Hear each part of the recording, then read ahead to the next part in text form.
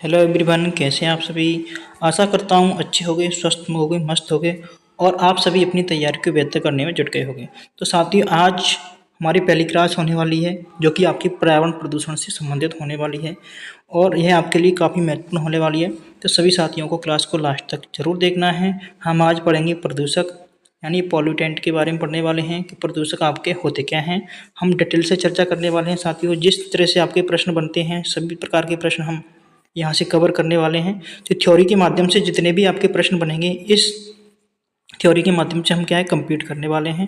तो वीडियो आपके लिए काफ़ी हेल्पफुल होने वाला है। आप देख सकते हो किस तरह से आपके लिए डाटा लाया गया है। ठीक है साथियों, तो हम सेशन स्टार्ट करते हैं। उससे पहले कुछ दो बातें हैं, उनके बारे में हम आपको बता देते हैं।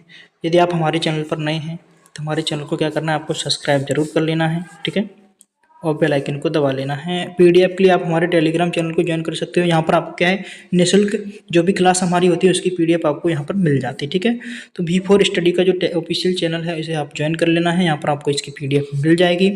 वीडियो को लाइक और अपने दोस्तों के साथ में शेयर करना बिल्कुल ना भूलिएगा। ठीक है, अब हम चलते हैं, अपना टॉपिक स्टार्ट करते हैं। टॉपिक है हमारा पर्यावरण प्रदूषण। ठीक है, तो प्रदूषक होते क्या हैं। प्रदूषक उत्पन्न करने वालों को प्रदूषक कहते हैं यानी पॉल्यूटेंट कहते हैं। ठीक है, प्रदूषण उत्पन्न करने वालों को प्रदूषक कहते हैं। यहाँ से आप समझ गए होंगे अच्छे से।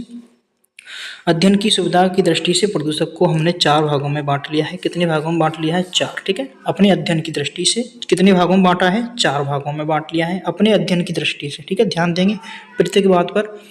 हर बात आपके लिए महत्वपूर्ण होने वाली है। उत्पत्ति के स्रोत के आधार पर। ठीक है, नंबर 1 है आपका उत्पत्ति के स्रोत के आधार पर, अवस्था के आधार पर। ठीक है, दूसरा हो गया ये, और स्वरूप के आधार पर तीसरा हो गया। ठीक है, और अपघटन के आधार पर कौन सा हो गया? चौथा हो गया। ठीक है, तो 4 भाग हो गए आपके। कौन कौन से हो गए? उत्पत्ति या स्रोत के आधार पर, ठीक है, अवस्था के आधार पर, स्वरूप के आधार पर, अपघटन के आधार पर। कितने भागों में बांट लिया हमने? 4 भागों में। किसको? प्रदूषक को। ठीक है, प्रदूषक को हमने कितने भागों में बांट लिया? 4 भागों में बांट लिया। ठीक है, हम पहले पढ़ेंगे उत्पत्ति के स्रोत के आधार पर। तो उत्पत्ति और स्रोत के आधार पर प्रदूषण हमारे कितने प्रकार के होते हैं? 2 प्रकार के होते हैं। कितने प्रकार के होते हैं साथियों? 2। ठीक है, किसके आधार पर? उत्पत्ति के स्रोत के आधार पर। ठीक है, तो उत्पत्ति के स्रोत के आधार पर कितने प्रकार के होते हैं? 2 प्रकार के होते हैं। कौन कौन से होते हैं जान लेते हैं पहले हम, उसके बाद में हम आगे चर्चा करने वाले हैं। ठीक है, तो उत्पत्ति के आधार पर कितने प्रकार के होते हैं? उत्पत्ति के आधार पर आपके होते हैं 2 प्रकार के। ठीक है, नंबर 1 हो गया प्राकृतिक।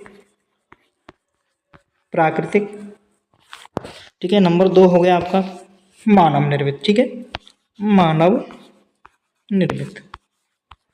हम दोनों को अच्छे से पढ़ने वाले हैं साथियों, एक एक करके। सारे डाउट आपके इस पीडीएफ के माध्यम से अभी आपके कवर होने वाले हैं। ठीक है, तो प्राकृतिक और मानव निर्मित 2 तरह के हो गए। चलते हैं हम आगे, पहले पढ़ेंगे प्राकृतिक प्रदूषक होते क्या हैं। ठीक है, तो प्राकृतिक घटनाओं के कारण उत्पन्न होने वाले प्रदूषक को प्राकृतिक प्रदूषक कहते हैं। कैसे होते हैं? प्राकृतिक घटनाओं के माध्यम से होते हैं, जैसे ज्वालामुखी का फटना। ठीक है, प्राकृतिक है। विस्फोट आना, भूकंप है आपका, जैविक पदार्थों के सड़ने से निकलने वाली हानिकारक जो गैसें हैं उनसे होता है। ठीक है, वनों में लगने वाली आग, इन सभी से क्या है आपका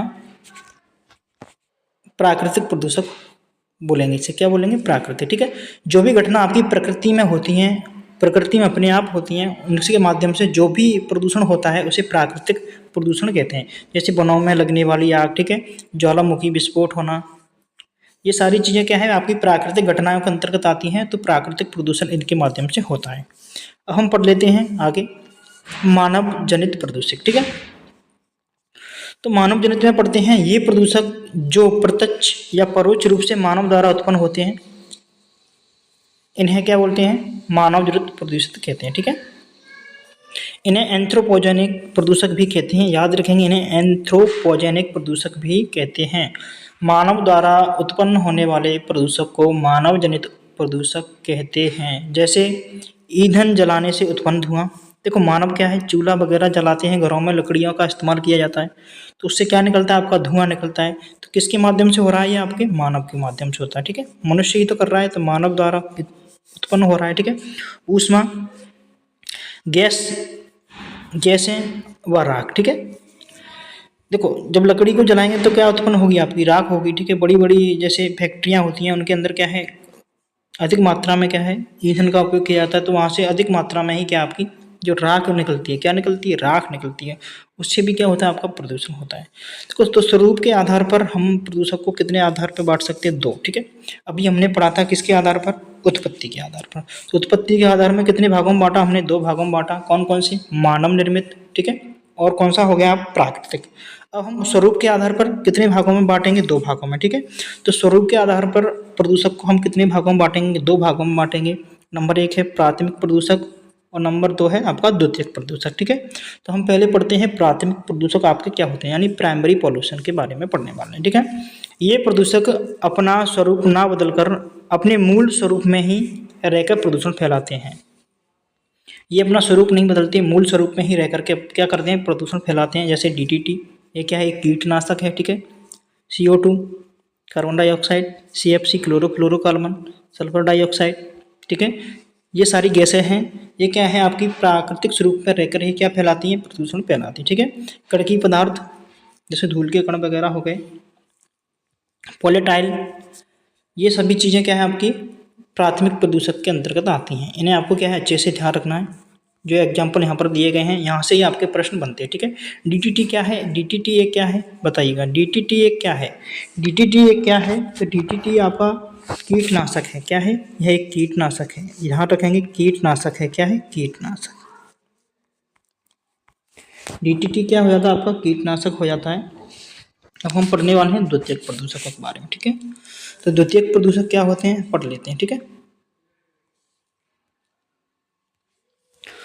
तो इन प्रदूषकों का निर्माण प्राथमिक प्रदूषण की अंतरक्रिया से होता है। इन प्रदूषणों का निर्माण कैसे होता है, जो प्राथमिक प्रदूषक होते हैं ना, उनकी अंतरक्रिया से होता है। जैसे मैं आपको एग्जाम्पल एक ले लेता हूँ, स्मोक का, ठीक है।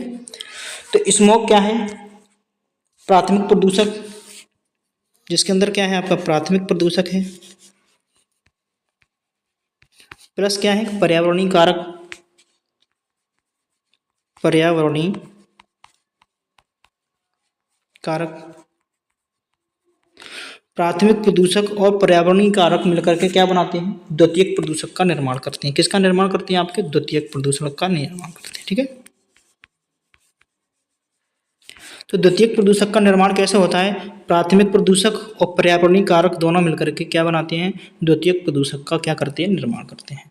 अब हम एक एग्जाम्पल ले लेते हैं, साथ ही यहाँ पर एग्जाम्पल आपका ले लेते हैं स्मोक का, ठीक है। तो स्मोक का निर्माण आपका कैसे होता है, इसे समझते हैं। जो आपका धुआं होता है,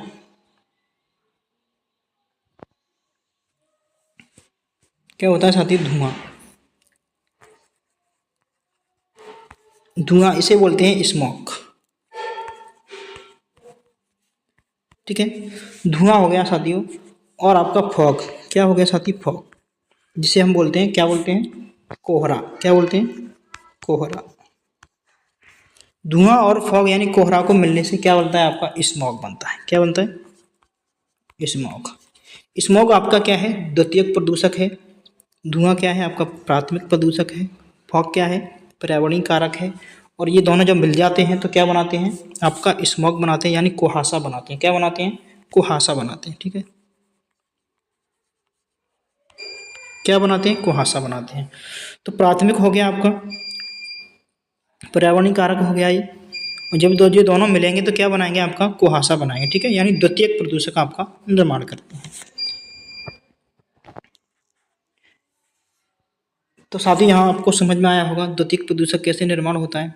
प्राथमिक प्रदूषक प्लस पर्यावरणीय कारक दोनों मिला करके क्या बनाते हैं, ये क्या बनाते हैं, द्वितीयक प्रदूषक का निर्माण करते हैं, ठीक है। यहाँ से आप समझ गए होंगे। ये द्वितीयक प्रदूषण के उदाहरण हैं साथियों, इन्हें आप याद रखना है। H2SO4 सल्फर डाइऑक्साइड, पेन जिसे बोलते हैं प्रॉक्सी एसेंटली, नाइट्रेट, ओजोन।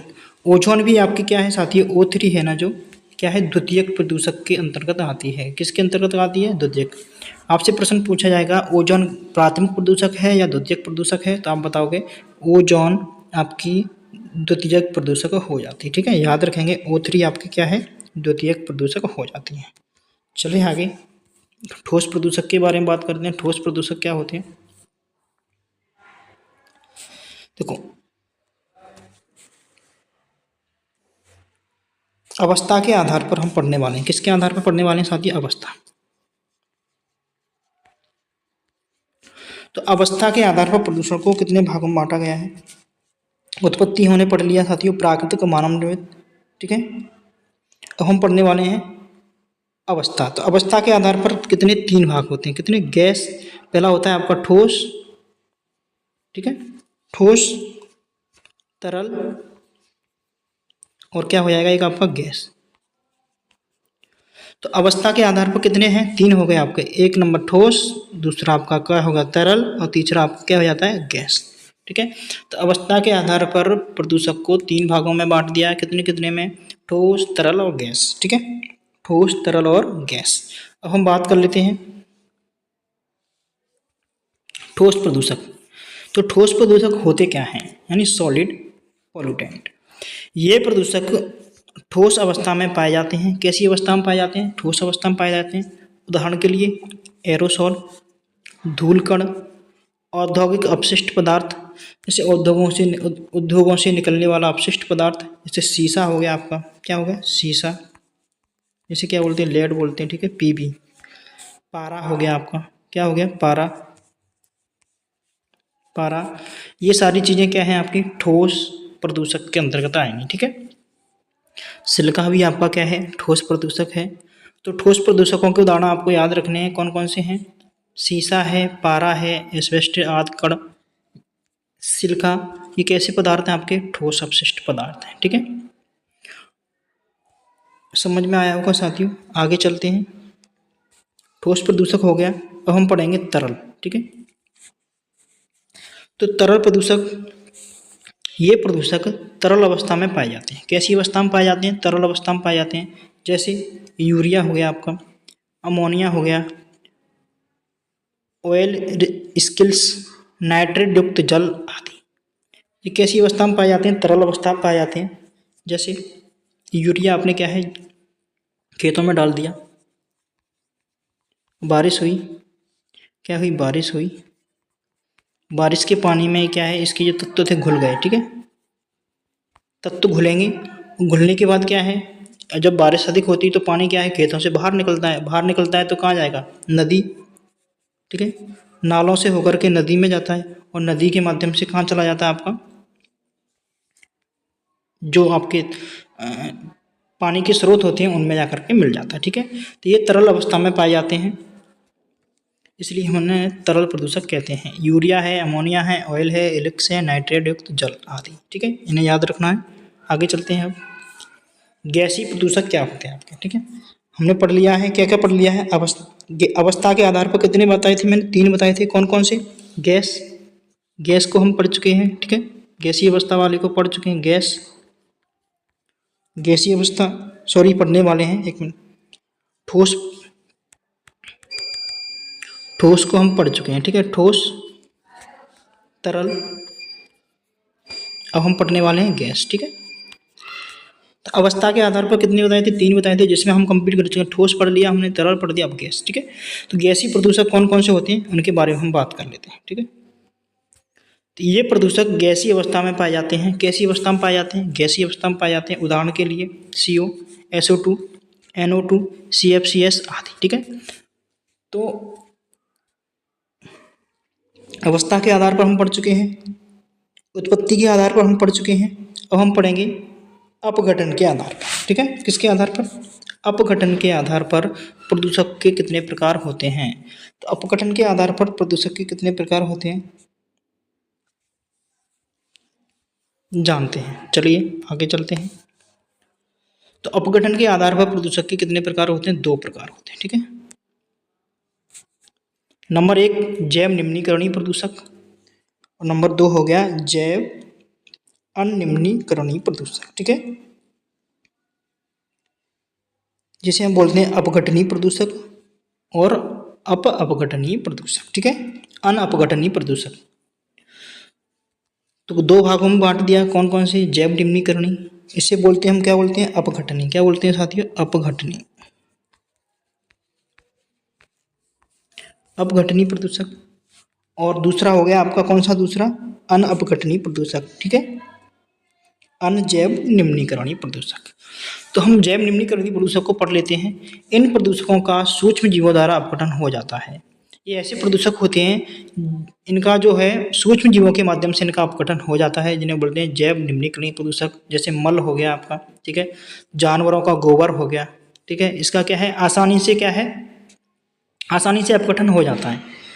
मृत जानवर, इन सभी का क्या है आसानी से क्या है अपघटन हो जाता है और ये क्या है मिट्टी में मिल जाते हैं, ठीक है, आसानी से, ज़्यादा समय नहीं लेते अपघटन होने में, आसानी से इन चीज़ों का अपघटन हो जाता है। जैसे आपका मल हो गया, जानवरों का गोबर हो गया, मृत जानवर हो गए, ठीक है, इन चीज़ों का क्या है आसानी से अपघटन हो जाता है, इसलिए इन्हें क्या बोलते हैं अपघटनीय, ठीक है, क्या बोलते हैं अपघटनीय प्रदूषक बोलते हैं, ठीक है, इनका क्या है आसानी से अपघटन हो जाता है।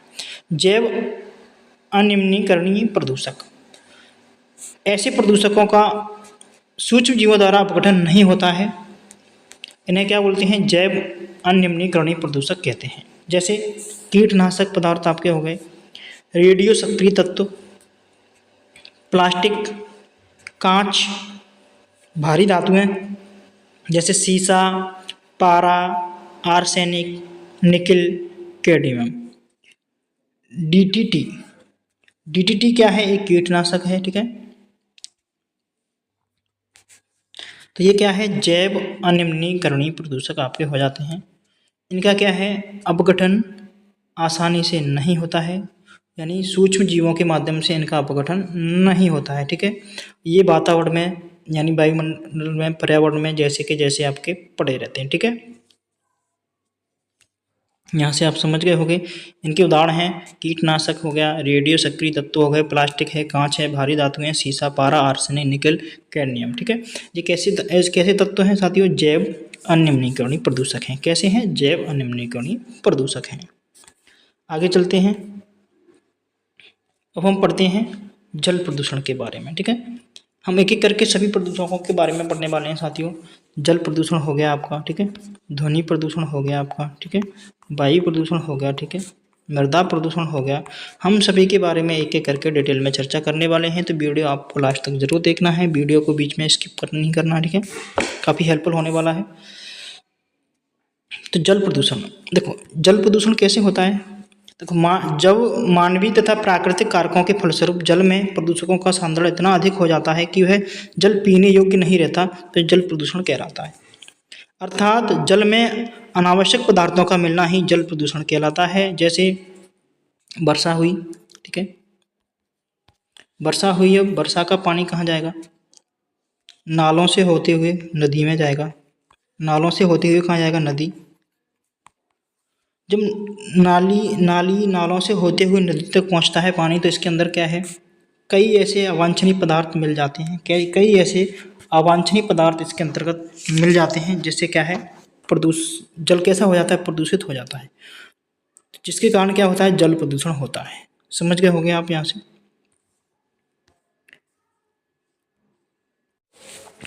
तो जल प्रदूषण के बारे में हम साथियों समझे। अब देखो जल प्रदूषण के कारक क्या हैं, कारकों को हम पढ़ लेते हैं थोड़ा साथियों। कारक, आपके कारक क्या हो जाते हैं जल प्रदूषण के कारक, ठीक है, तो जल प्रदूषण के कारक आपके हो जाते हैं जल प्रदूषक के कारक। कारक क्या हो जाते हैं साथियों, आइए जानते हैं। सबसे पहले हम बात करते हैं कृषि। तो हम कृषि करते हैं यानी खेती करते हैं, तो खेती के माध्यम से हम क्या क्या प्रदूषण करते हैं, ठीक है, जैसे क्या है जल प्रदूषण होता है। जैसे कीटनाशक का उपयोग करते हैं हम, जिससे क्या है जल प्रदूषण होता है, कीटनाशक, ठीक है, रसायनों का उपयोग करते हैं, जिससे क्या है जल प्रदूषण होता है, ठीक है, डीटीटी का छिड़काव करते हैं, डीटीटी का छिड़काव करते हैं, जिससे क्या है जल प्रदूषण होता है। उर्वरक का इस्तेमाल करते हैं, ठीक है साथियों, आप क्रम से लिख लेना, उर्वरक का इस्तेमाल करते हैं, उर्वरक मैं बोल रहा हूँ उससे भी आप लिख सकते हैं, ठीक है, उर्वरक। तो कृषि कारक कौन कौन से आपके हो गए, कीटनाशक, रसायनों, डीटीटी का छिड़काव, उर्वरक, इन सभी से क्या है जल प्रदूषण होता है। ये कृषि के माध्यम से यानी कृषि के माध्यम से होने वाले कारक हैं, ठीक है। अब हम पढ़ लेते हैं घरेलू। देखो घर से किस प्रकार से हम क्या है प्रदूषण करते हैं जल को, तो घरेलू कारक पढ़ते हैं, घरेलू घरेलू कारक, ठीक है। तो घरेलू कारक आपके हो जाते हैं डिटर्जेंट, साबुन वगैरह का इस्तेमाल हम करते हैं ना, साबुन जो क्या है, साबुन इस्तेमाल करते हैं तो किस में मिलता है, जल में मिलता है। और जल जल जो हमारे घर से निकला हुआ जल कहाँ जाता है, नाली में जाता है। और नाली से कहाँ जाता है, नालों में जाता है, ठीक है। और नालों के माध्यम से फिर कहाँ चला जाता है आपका, नदियों में मिला दिया जाता है, ठीक है। तो जैसे क्या है, जल प्रदूषण होता है, ठीक है। इस तरह से प्रदूषण हो सकता है। उद्योगों से होता है, कैसे होता है, उद्योगों से। तो उद्योगों से निकला हुआ जल कहाँ चला जाता है, नदियों में चला जाता है। तो इससे क्या है, जल प्रदूषण होता है, ठीक है। साथ ही समझ सकते हैं आप। तेल रिसाव, आपका तेल रिसाव, तेल ऑयल के रिसाव के कारण भी क्या है, आपका जल प्रदूषण होता है, ठीक है। तेल रिसाव, तेल रिसाव से भी क्या होता है, जल प्रदूषण आपका होता है, ठीक है। यहाँ से आप समझ गए होंगे कि पदार्थों, जल में क्या है, अवांछनीय पदार्थों का मिल जाना ही जिससे क्या है, जल प्रदूषण होता है। किस तरह से मिल जाते हैं, तेल के रिसाव के माध्यम से, ठीक है। घरेलू हो गया, उद्योगों के माध्यम से, ठीक है, कृषि के माध्यम से, ये जल प्रदूषण के कारक हैं, ठीक है। यहाँ से क्या है, जल प्रदूषण होता है। अब प्रश्न आता है, गंगा का जो जल होता है ना, वो प्रदूषित क्यों नहीं होता, ठीक है। तो गंगा का जल होता है वो किसके कारण प्रदूषित, यानी कई दिनों तक खराब नहीं होता, किसके कारण खराब नहीं होता बताइएगा। प्रश्न यहाँ से अभी आपको पूछा जाता है, गंगा जल में बैक्टीरिया फेजेज नामक वायरस पाया जाता है। क्या पाया जाता है, बैक्टीरिया फेजेज नाम का वायरस पाया जाता है जो बैक्टीरिया को नष्ट कर देता है। इस कारण गंगा नदी का जल अधिक दिनों तक खराब नहीं होता। किसके कारण नहीं होता, तो बैक्टीरिया फेजेज नाम का आपका वायरस पाया जाता है। गंगा के जल में क्या पाया जाता है, इसको याद रखना है आपको, बैक्टीरिया फेजेज नामक वायरस पाया जाता है जिसके कारण गंगा का जल कई दिनों तक खराब नहीं होता है, ठीक है। समझ गए। महासागरीय क्षेत्र में पोषक पदार्थों की मात्रा बढ़ जाने से सतह पर शैवालों की मात्रा में अत्यधिक वृद्धि हो जाती है। सतह पर क्या है, शैवालों की जो मात्रा होती है अधिक वृद्धि हो जाती है। इस वृद्धि के कारण क्या है, वाटर ब्लू कहते हैं। क्या बोलते हैं इसे, वाटर ब्लू कहते हैं, ठीक है।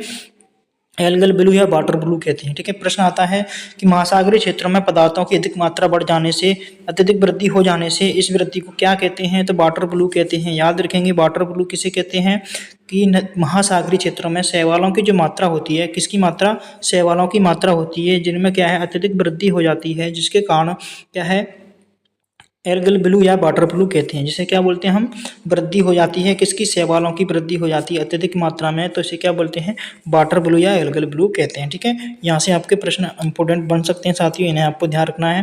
गंगा जल में कौन सा बैक्टीरिया पाया जाता है, तो बैक्टीरिया फेज नामक का वायरस पाया जाता है, ठीक है। आगे चलते हैं साथियों, प्रदूषक के स्रोत।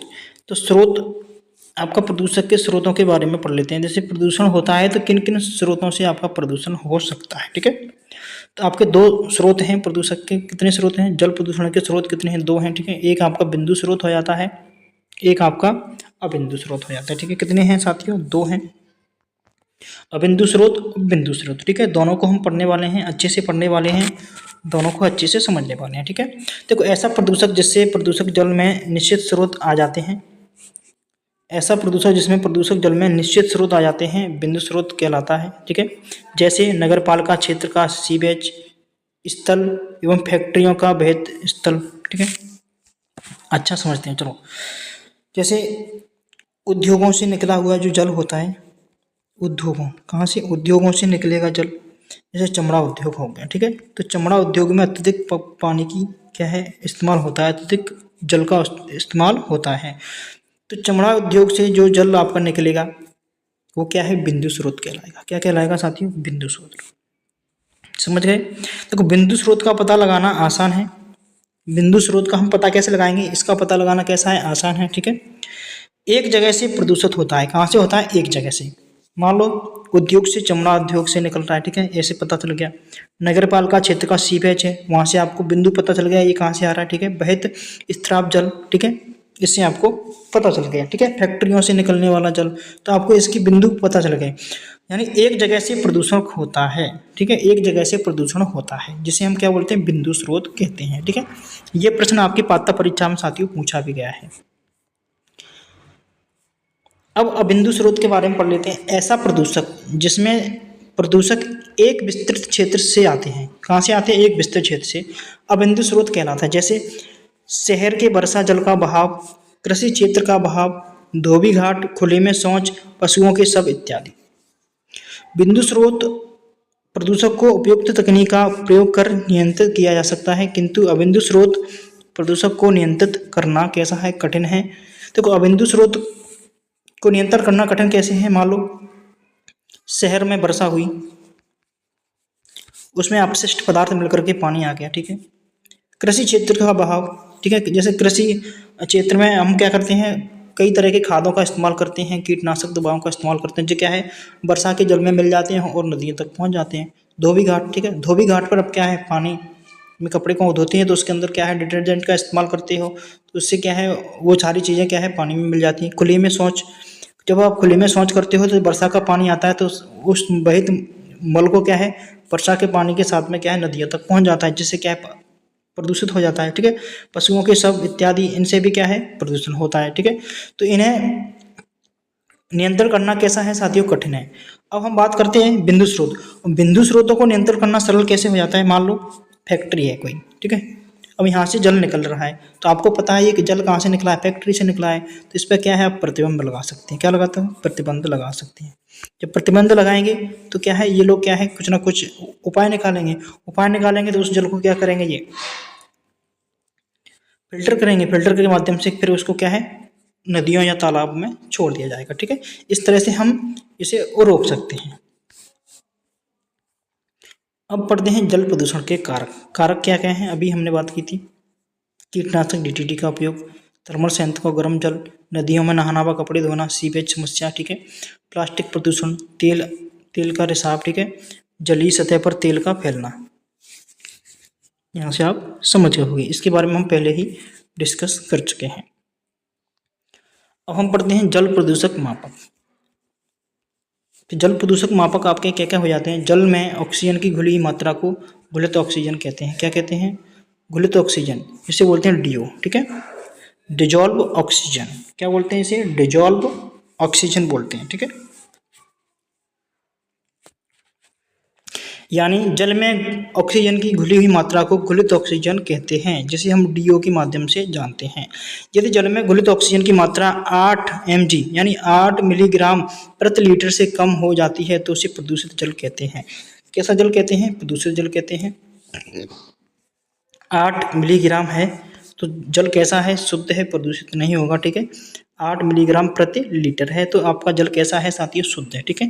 यदि 8 मिलीग्राम लीटर से कम हो जाती है, कैसी हो जाती है साथियों, कम, यदि कम हो जाती है तो जल कैसा है आपका, प्रदूषित जल है, ठीक है। समझ गए होंगे यहाँ से आप।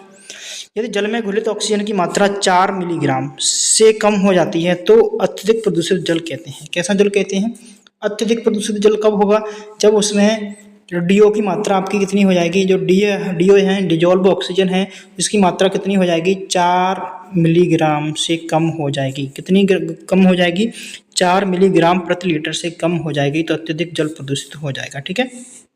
समझ गए होंगे दोनों बातों को आप अच्छे से। एक बार फिर मैं बता देता हूँ। यदि आप जल में 8 मिलीग्राम प्रति लीटर है तो जल कैसा है, शुद्ध है, ठीक है, शुद्ध जल है। यदि इससे कम हो जाती है तो जल कैसा होगा, प्रदूषित हो जाएगा। 4 मिलीग्राम लीटर है तो जल कैसा होगा, अत्यधिक प्रदूषित होगा। कैसा होगा, अत्यधिक प्रदूषित जल हो जाएगा, ठीक है।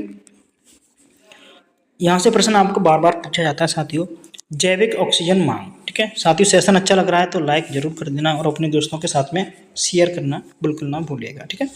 जैविक ऑक्सीजन मांग किसे कहते हैं, यानी बायोलॉजिकल ऑक्सीजन डिमांड यानी बीओडी, ठीक है। तो बीओडी के बारे में आप सभी ने पहले भी पढ़ा होगा, यहाँ से प्रश्न लगातार आपका बनता ही बनता है। तो जैविक पदार्थों के अपघटन के लिए आवश्यक ऑक्सीजन की मात्रा को जैविक ऑक्सीजन मांग कहा जाता है। जल प्रदूषित होने पर जैविक ऑक्सीजन मांग बढ़ जाती है। देखो यदि जल प्रदूषित होगा तो ऑक्सीजन मांग कैसी होगी, बढ़ेगी, ठीक है। क्या होगी, बढ़ेगी। जहां उच्च बीओडी है वहां डीओ कैसा होगा साथियों, निम्न होगा। इस चीज को भी हम समझ लेते हैं। जैसे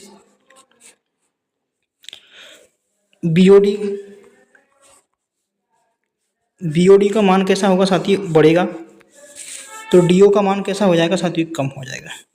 यदि डीओ का मान साथियों कम है तो जल कैसा है, प्रदूषित है। जल कैसा होगा साथियों, प्रदूषित होगा। यदि डीओ का मान कम है जल कैसा होगा साथियों, प्रदूषित होगा। अभी हमने पढ़ा था कि 8 मिलीग्राम प्रति लीटर, ठीक है। यदि 8 से कम होता है साथियों, 8 से कम होता है तो जल कैसा होगा, प्रदूषित होगा। अभी अभी हम पढ़ के आए हैं, ठीक है। 8 से कम होगा जल कैसा होगा, प्रदूषित होगा। तो जहाँ उच्च बीओडी है, तो ये जैसे बीओडी का मान बढ़ेगा तो जल कैसा होगा, प्रदूषित होगा, ठीक है। जल प्रदूषित होने पर जैविक ऑक्सीजन मांग कैसी है साथी, बढ़ जाती है। इस चीज़ को भी आपको ध्यान रखना है। यानी बीओडी का मान बढ़ेगा तो जल प्रदूषित होगा, बीओडी का मान कम होगा तो जल कैसा होगा साथियों, शुद्ध होगा, ठीक है। अब हम पढ़ते हैं सीओडी। डीओ पढ़ चुके हम, बीओडी पढ़ लिया हमने साथियों। अब पढ़ेंगे सीओडी। सीओडी क्या है साथियों, रासायनिक ऑक्सीजन मांग, जिसे हम क्या बोलते हैं, रासायनिक ऑक्सीजन मांग बोलते हैं, ठीक है। रासायनिक ऑक्सीजन मांग जल में उपस्थित कार्बनिक और अकार्बनिक पदार्थों के अपघटन के लिए जितनी ऑक्सीजन की मात्रा की आवश्यकता होती है उसे सीओडी कहते हैं। बीओडी व सीओडी का बढ़ना अत्यधिक प्रदूषण को प्रदूषित करता है। यदि आपका जल है, जल में यदि बीओडी बढ़ेगा तो जल प्रदूषित होगा, सीओडी बढ़ेगा तो जल कैसा होगा, प्रदूषित होगा, डीओ बढ़ेगा तो जल कैसा होगा, शुद्ध होगा, ठीक है। 8 मिलीग्राम से यदि जल बढ़ता है, ऊपर जाता है तो भी जल कैसा होगा साथी, शुद्ध होगा। यदि 8 मिलीग्राम प्रति लीटर से कम होता है डीओ तो जल कैसा होगा, प्रदूषित होगा। हम तीनों चीज़ों को यहाँ पर साथियों अच्छे से पढ़ चुके हैं, आप इन्हें याद भी रख सकते हैं, ठीक है। अब हम पढ़ लेते हैं जल प्रदूषण को नियंत्रण करने के उपाय। कैसे नियंत्रण कर सकते हैं, देखो जल प्रदूषण नियंत्रण यानी रोकथाम अधिनियम कब आया था आपका, 1974 में आया। इंपॉर्टेंट प्रश्न है, याद रखना है साथियों। जल प्रदूषण नियंत्रण एवं रोकथाम अधिनियम 1974 में आया था। कब आया था, 1974 में आया था। इसके अंतर्गत केंद्रीय प्रदूषण नियंत्रण बोर्ड यानी सीपीसीबी की स्थापना की गई थी, जिसके अंतर्गत निम्नलिखित कार्य हैं। इसके कार्य क्या हैं, केंद्रीय व राज्य सरकारों को जल प्रदूषण संबंधी सलाह देना, राज्य प्रदूषण नियंत्रण बोर्ड में समन्वय बनाना, जल प्रदूषण का मानक तय करना, जल प्रदूषण से संबंधित सूचनाओं तथा आंकड़ों को एकत्रित करके प्रकाशित करना। ये काम किसका है आपका, जल प्रदूषण नियंत्रण रोकथाम अधिनियम बोर्ड का है, ठीक है। ये कब आया था आपका, 1974 में आया था। प्रश्न इंपॉर्टेंट साथी यहाँ से बन जाता है कि 1974 में जल प्रदूषण नियंत्रण यानी रोकथाम अधिनियम बोर्ड आया था, ठीक है। अधिनियम बना था, कब बना था, 1974 में बना था, ठीक है। ऐसे आपको अच्छे से याद रखना है। अब हम पढ़ेंगे साथियों जल से प्रदूषित, जल को प्रदूषित करने वाले कारक या अन्य तत्व, ठीक है।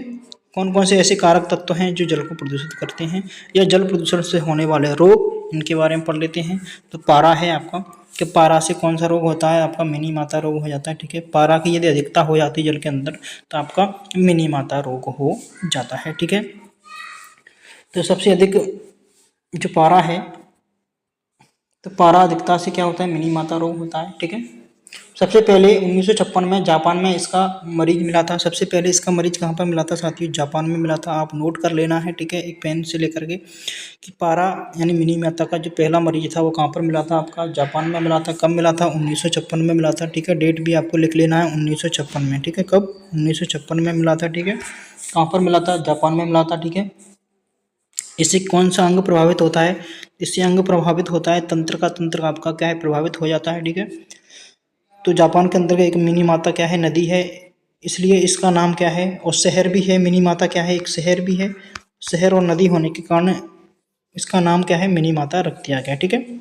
सबसे पहला मरीज आपको मिनी माता शहर में देखने को मिला था, जापान में 1956 में, ठीक है। इसको याद रखेंगे,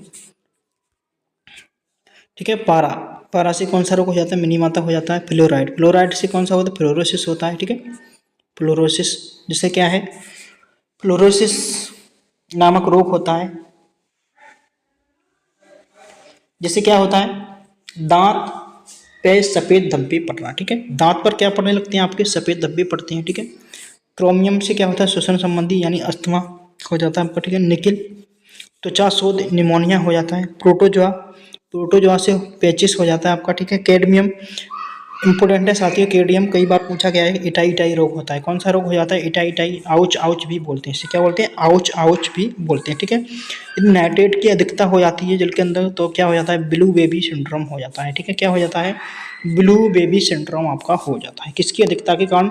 नाइट्रेट की अधिकता के कारण कौन सा रोग हो जाता है? तो ब्लू बेबी सिंड्रोम आपका हो जाता है। ठीक है, कौन सा होता है? तो ब्लू बेबी सिंड्रोम आपका हो जाता है। तो ब्लू बेबी सिंड्रोम में क्या होता है? इसमें बच्चे को ऑक्सीजन की कमी हो जाती है। क्या होती है इसके अंतर्गत? बच्चे में क्या है? ऑक्सीजन की कमी हो जाती है और नाइट्रोजन बढ़ जाती है। ठीक है, नाइट्रोजन क्या है? बढ़ने लगता है, जिससे बच्चा कैसा पड़ जाता है? नीला पड़ जाता है। ठीक है, इसे बोलते हैं ब्लू बेबी सिंड्रोम। ठीक है, ब्लू बेबी सिंड्रोम बोलते हैं। ठीक है, समझ गए होंगे। आर्सेनिक आर्सेनिक की वजह से कौन सा रोग होता है? ब्लैक फुट नामक रोग हो जाता है। ठीक है, ध्यान रखेंगे। आर्सेनिक की अधिकता के कारण कौन सा रोग होता है? ब्लैक फुट नामक रोग हो जाता है। ठीक है, पैर काला होने लगता है। पैर कैसा होने लगता है? आपका काला होने लगता है। ठीक है, ध्यान रखेंगे इसको भी। पैर काला होने लगता है, होने लगता है। जो चीज़ें मैं बोल रहा हूँ साथी, उन पर विशेष ध्यान देना है। पैर कैसा होने लगता है? काला होने लगता है। आप नोट कर सकते हो पेन कॉपी लेकर के, ब्लैक फुट नोट। ठीक है, आर्सेनिक के कारण क्या होता है? ब्लैक फुट नामक बीमारी हो जाती है, जिसमें क्या होता है? आपका जो पैर है ना, काले होने लगता है।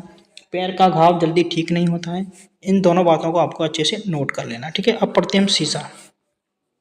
सीसा की अधिकता से क्या होता है? ठीक है, तो इसे पीवी के माध्यम से भी जानते हैं। ठीक है, इसे पीवी भी बोलते हैं। ठीक है, लेड भी बोलते हैं। इसे क्या बोलते हैं? लेड। ठीक है, पीवी या लेड कहते हैं, ध्यान रखेंगे। सीसा, तो इससे क्या है? फेफड़ों का कैंसर हो सकता है साथियों। क्या हो सकता है? सीसा की अधिकता के कारण फेफड़ों का कैंसर, बौद्धिक अक्षमता ऐसी बीमारी आपको देखने को मिल सकती है। ठीक है, फेफड़ों का कैंसर, सीसा की। अब हम बात करते हैं यूरेनियम। किसकी बात करते हैं? यूरेनियम से क्या है? आपका कैंसर हो सकता है। ठीक है साथियों, विषाणु है पोलिया, हेपेटाइटिस। जीवाणु से क्या होता है साथियों? हैजा है, टाइफाइड है, अर्थसार। इस तरह के आपके रोग हो सकते हैं। ठीक है, काफ़ी महत्वपूर्ण है साथियों ये सारी रोग। यहाँ से आपको क्या है? 1 या 2 नंबर का प्रश्न एग्जाम में 101% आपको देखने को मिलेगा। इसे आपको अच्छे से याद करना है। ठीक है, इसकी पीडीएफ मैं आपको दे दूंगा। इसकी पीडीएफ के लिए आपको हमारे टेलीग्राम चैनल को ज्वाइन करना होगा। इसकी लिंक आपको बायो में मिल जाएगी। ठीक है, पीडीएफ ज्वाइन करने के लिए